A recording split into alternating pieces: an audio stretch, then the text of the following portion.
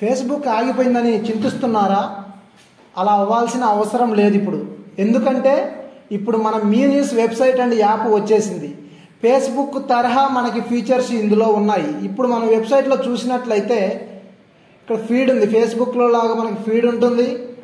అలాగే లోకల్ న్యూస్లు ఉంటాయి. లోకల్ న్యూస్ ఫీడ్ ఉంటుంది. ఇక్కడ district level, mandal level, constituency లెవెల్కి.